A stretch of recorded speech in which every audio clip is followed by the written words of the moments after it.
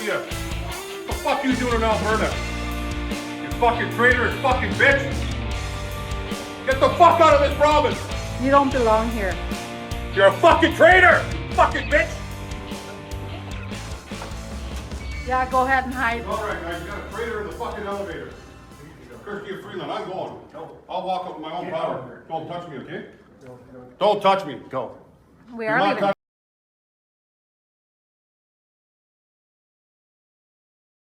We are leaving. Do you love that? Do you love her? Do you love Christy Freeland? No. Get. I fucking hope not. Don't tell me to get. I'll walk out with my own power, okay? So back off. Fucking back off. I know this gentleman here. That fucking cunt shouldn't be allowed in Alberta. She's destroying this country. Your kids are gonna have no future. Okay? I hope you get it. Somebody's gotta get it. Because we're the only ones fighting for this country right now. And it sure as hell isn't her. Take a moment to address, in part, the video we saw this weekend of the Deputy Prime Minister being subjected to some extremely disturbing harassment and threats. And this is not an isolated incident. Sadly, this is something we're seeing more and more of. Certainly, members of this community have seen it, but we're seeing increasingly people in public life, people in positions of responsibility, particularly women, racialized Canadians, people of minority or different community groups being targeted almost because of the increasing strength of your voices, of your positions, of the impact you're having around the world.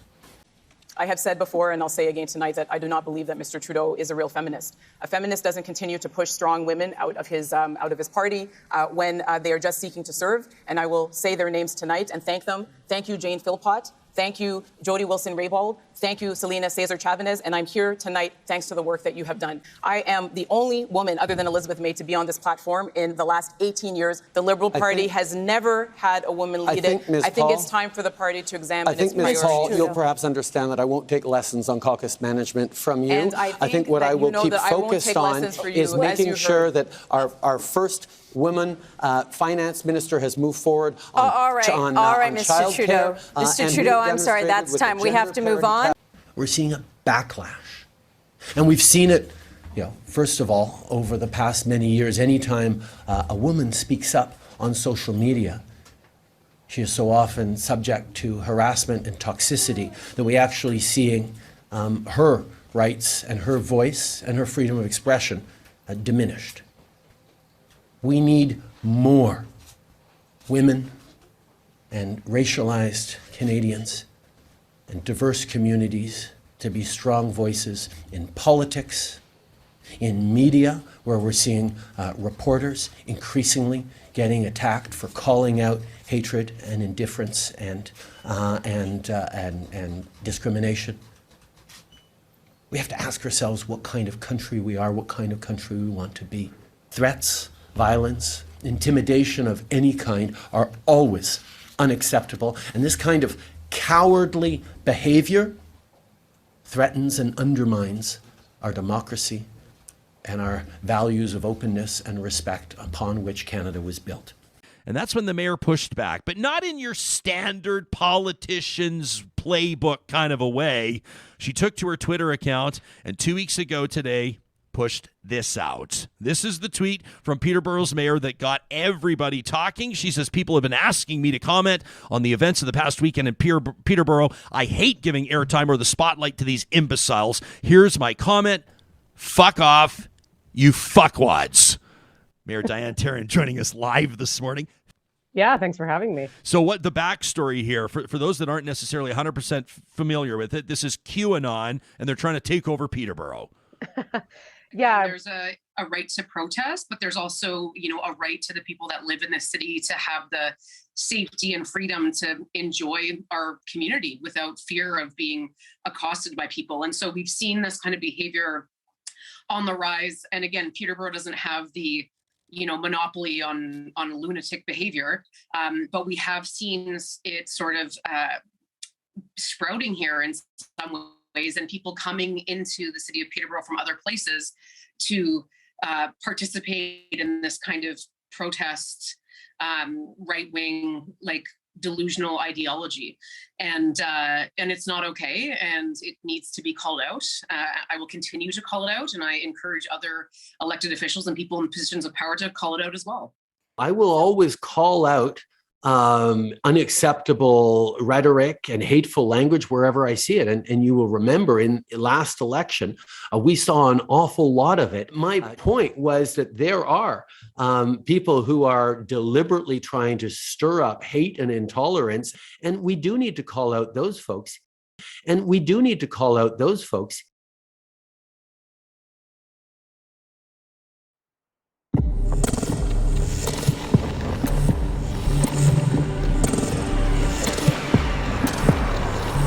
Good evening, everybody. Elliot McDavid here.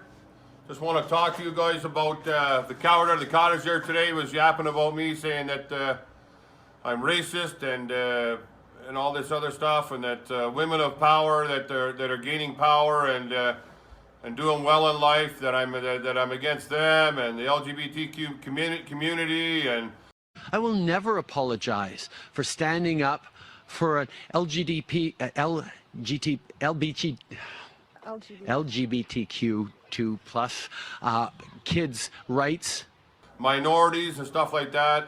I've been married to a First Peoples lady, beautiful lady of this country in Canada for 20 years now, and I am not racist. I love everybody, and I'll tell you one thing, and I ain't no coward.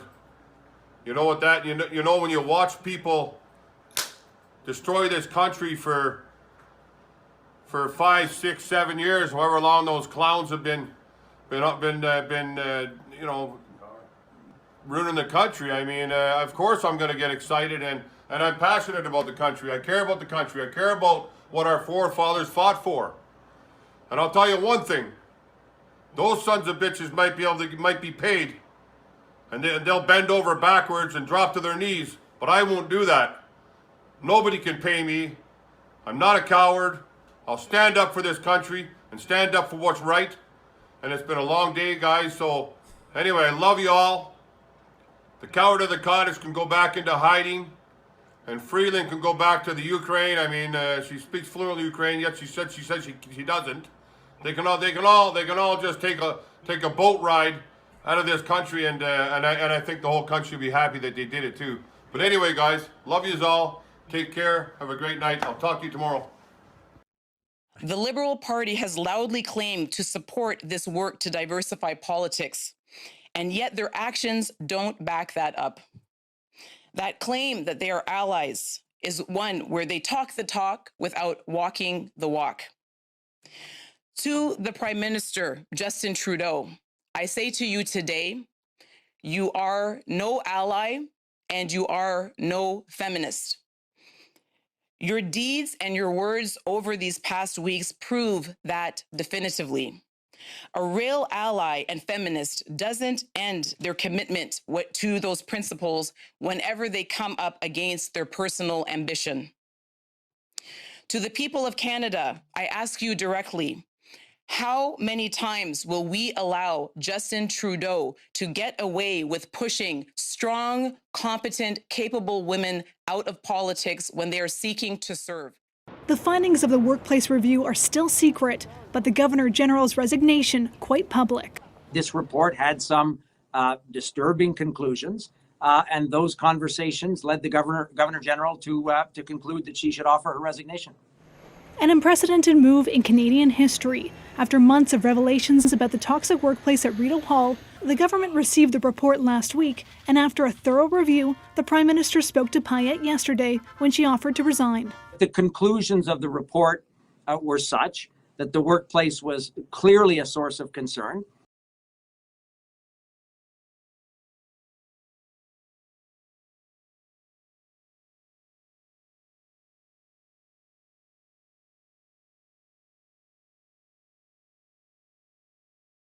Trudeau used the F word as an adjective aimed at the Conservative benches. Now, none of that is caught on tape because all of the microphones are muted whenever the speaker stands up. But when I asked the PM if he fuddle-duddled, he repeated what his dad once said when Pierre Trudeau was accused of the same thing. What is the nature of your thoughts, gentlemen, when you say you move your lips in a particular way? And here's Pierre. What is the nature of your thoughts, gentlemen, when you say fuddle-duddle or something like that? God, you...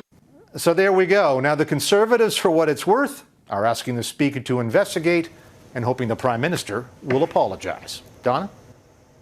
True. Is he going to get cancelled for getting the letters wrong? You can't get the letters wrong. Well, mate, he's very big on blackface, but he's got red face now, hasn't he, as well? He's going the whole spectrum of colour. I mean, the guy is really a joke.